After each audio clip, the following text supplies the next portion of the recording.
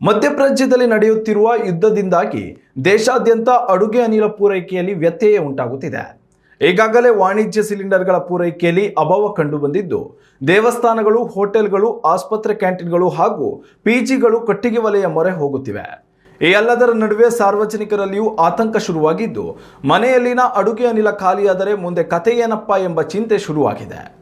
ಆದರೆ LPG cylinder ವ್ಯತ್ಯಯದ ಕುರಿತಂತೆ ಹರಡುತ್ತಿರುವ ವದಂತಿಗಳ ಬಗ್ಗೆ ಕಿವಿ ಕೊಡದಂತೆ ಆಹಾರ, ನಾಗರಿಕ ಸರಬರಾಜು ಹಾಗೂ ಗ್ರಾಹಕ ವ್ಯವಹಾರಗಳ ಇಲಾಖೆ ಮನವಿ ಮಾಡಿದೆ. ರಾಜ್ಯ ಸರ್ಕಾರವು ಪ್ರಮುಖ ತೈಲ ಕಂಪನಿಗಳಾದ IOC, BPC ಮತ್ತು HPCಗಳೊಂದಿಗೆ ಸಭೆ ನಡೆಸಿದ್ದು, ಈ ಸಭೆಯಲ್ಲಿ ಪ್ರಮುಖ ತೈಲ ಕಂಪನಿಗಳು ಸಿಲಿಂಡರ್ ಪೂರೈಕೆಯಲ್ಲಿ ಯಾವುದೇ ತೊಂದರೆ ಉಂಟಾಗುವುದಿಲ್ಲ ಎಂದೇ ಹೇಳಿವೆ.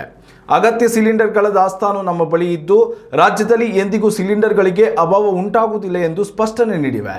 ಈ ಸಂಬಂಧ ಪತ್ರಿಕಾ ಪ್ರಕಟಣೆ ಮೂಲಕ ಸಾರ್ವಜನಿಕರಿಗೆ ಆಹಾರ, ನಾಗರಿಕ ಸರಬರಾಜು ಹಾಗೂ ಗ್ರಾಹಕ ವ್ಯವಹಾರಗಳ ಇಲಾಖೆ ಆಯುಕ್ತರು ಮಾಹಿತಿಯನ್ನು ನೀಡಿದ್ದಾರೆ.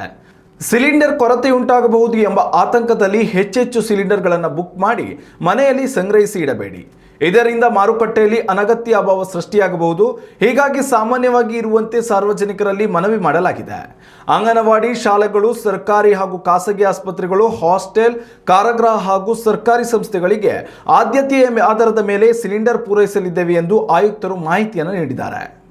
ಉತ್ತಮ ಸಂಸ್ಕಾರಯುತ ಶಿಕ್ಷಣದೊಂದಿಗೆ VSS English medium CBSE school, Udupi Muddur. ನರ್ಸರಿಯಿಂದ 10ನೇ ತರಗತಿವರೆಗೆ ಶಿಕ್ಷಣದ ಜೊತೆಗೆ 5ರಿಂದ 10ನೇ ತರಗತಿವರೆಗಿನ ವಿದ್ಯಾರ್ಥಿನಿಯರಿಗೆ ಉತ್ತಮ ಹಾಸ್ಟೆಲ್ ಸೌಲಭ್ಯವೂ ಇದೆ. ನಿಮ್ಮ ಮಕ್ಕಳ ಪ್ರವೇಶಾತಿಗಾಗಿ ಈ ಸಂಖ್ಯೆಗೆ ಕರೆ ಮಾಡಿ.